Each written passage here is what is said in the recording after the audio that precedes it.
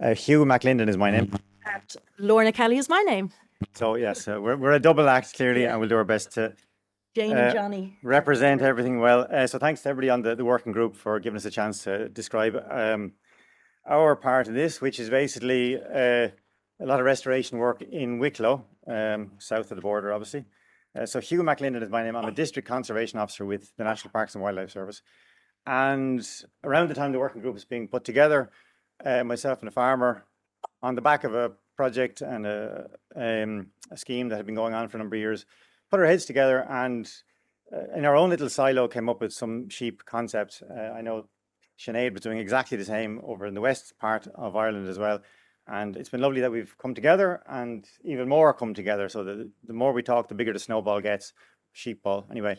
And the more likely we'll make this into something that's scientifically founded, as well as, in my case, sort of we've thrown it out there just to give it a whirl and see what we can do. We're trying to do a few little pilots and just test them in places where we know there are problems, and these might act as solutions. So I suppose, we had asked the question. Lorna Kelly is my name. I work with Wicklow Uplands Council, which is a community NGO. It's not an environmental NGO, which I think is important in that we cross a number of areas: tourism, recreation, environment, farming, land owning, and we try to solve for issues that basically cross an awful lot of areas. So we, within the organisation, had sort of had this question, what if this currently valueless commodity or product could support the peatland restoration and work that's being done in the Wicklow Uplands, which an awful lot of that landscape is under the Wicklow Mountains National Park. And I'll just mention that in a moment. I suppose, can I take over completely? Go for it. Yeah, okay. I suppose just to put context so that we know what we're talking about, the Wicklow Uplands is a mountainous region or an upland region which lies to the west of the Irish Sea in the middle of the county of Wicklow, which is just below Dublin city. It is a 32,000 hectare area. It's designated special area of conservation, special protection area. And there's 23,000 hectares of that is under Wicklow Mountains National Park management. We have a number of pressures, which, I think everybody in this room sort of recognises as, there's over visitor recreational pressures. We have in Wicklow particularly, we have an awful lot of invasive Sika deer, which are out of control. We have historical land management practices that aren't supportive to the way the world is at this moment. The last 200 years, sheep farming has been an integral part of shaping our landscape and shaping our communities in the area. That little graph, which probably isn't visible, but you can see that the yellow slope is that 200 years ago, basically sheep and wool was the primary economic viability to supporting communities and people in the landscape. We also have overgrazing, undergrazing. We have historical burning issues, and a little bit of that is still going on. I want to mention that in a few moments. And then obviously we had significant drainage during World War I with peat extraction. That's that. So I'm just going to mention the history of sheep farming a little bit because, I think it's really, really significant. We constantly sort of brash our farmers and, lands. Anyway, but it is fundamental to our communities. All of the Wicklow communities that are around the uplands have a connection, historical and present, to farming, and sheep farming is that. So, obviously we wouldn't want to encourage more, but it is there and it's there to stay, and we can work together. And the SUAS project is a project that ran. It was an EIP that ran from 2018 to 2022, which saw, never mind what it actually did, was about habitat restoration and supporting farmers in actions. But the principal thing that came out of that is really the relationship that developed between Hugh, not him individually, but actually, it's a bit of a love-in, conservationists, people working in restoration, and the farming community. For the first time, we would have quite a broad number of individuals who would work on commonages or hold individual land holdings. And for the first time in their lives, they actually had conversations with ecologists, and vice versa. Ecologists had conversations with farmers. So they sort of saw the pressures that each other was trying to solve for or not. So it was yeah, a beautiful sort of love relationship came out of that. So that project ended in 2022. We also had undertaken a path survey. So Wicklow particularly is under pressure from recreational use. As I said, it's the neighbour of Dublin. We have a very large population who just come in, have a little bit of fun and move away. And from a landscape scale, you look and you think, oh, this is absolutely phenomenal. It's extremely beautiful. But when you get down, you can see that there is actually serious issues. So we undertook again with the national parks and others a survey of the path network across the uplands, most of which are in bad condition. From that, then was also we engaged in a Peatland Nature community engagement project, which we'll mention again when Hugh takes off. And most recently, then we've undertaken to go back to that sort of social aspect, an audiovisual investigation into the history of sheep farming, wool in Wicklow and across Ireland, to sort of give that, yeah, a bit of context to, you know, people outside of this room that are sort of, you know, what's going on, just to see where, you know, that meets with conservation, historical look, what went wrong, and really could it contribute to the wanted restoration that's going on in the future. So I'm going to share that with you all in the future. It's called A New Fleece of Life, which I think is quite clever. Yes.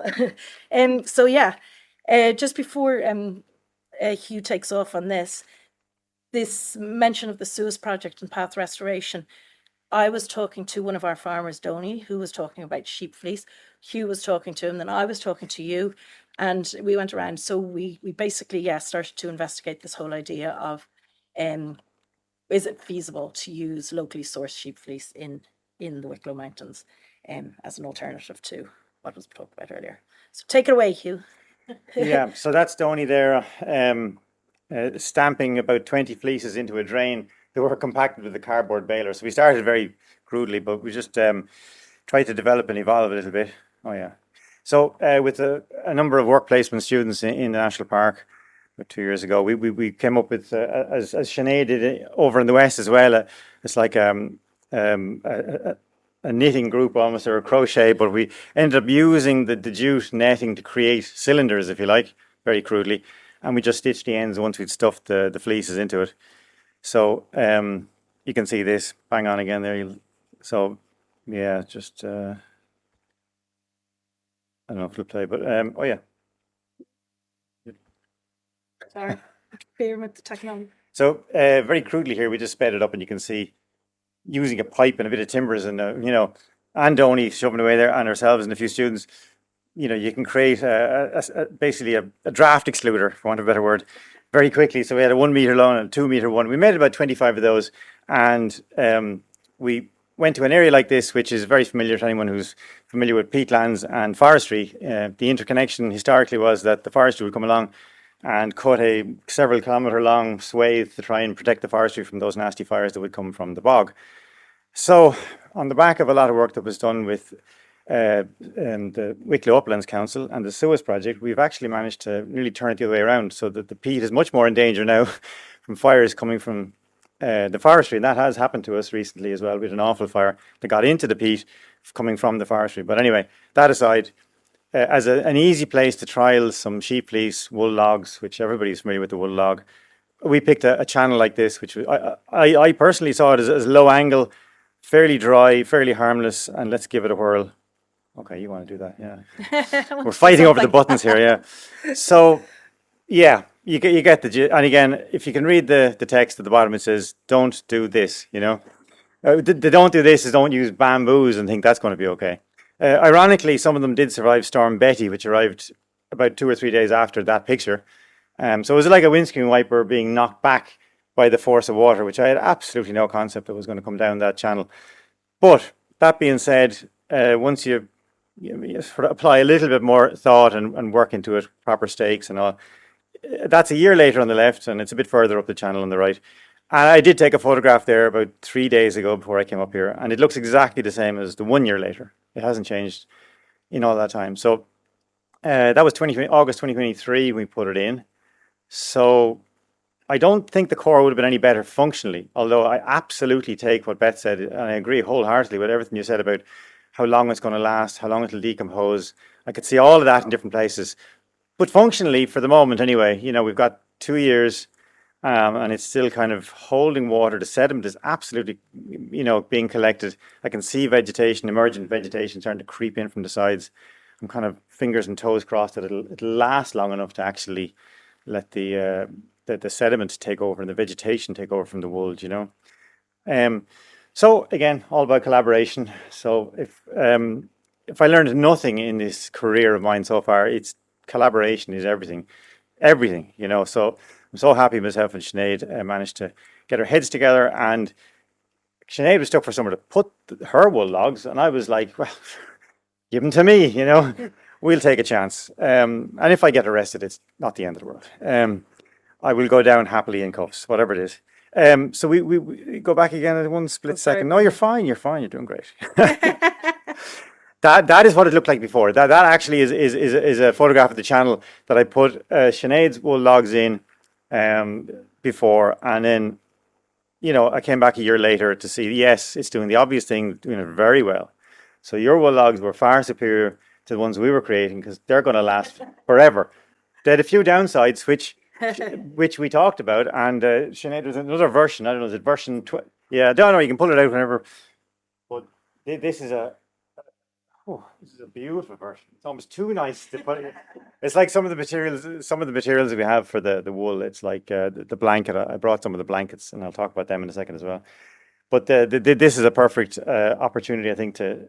Can I take this with me? Yeah. One for everyone in the audience.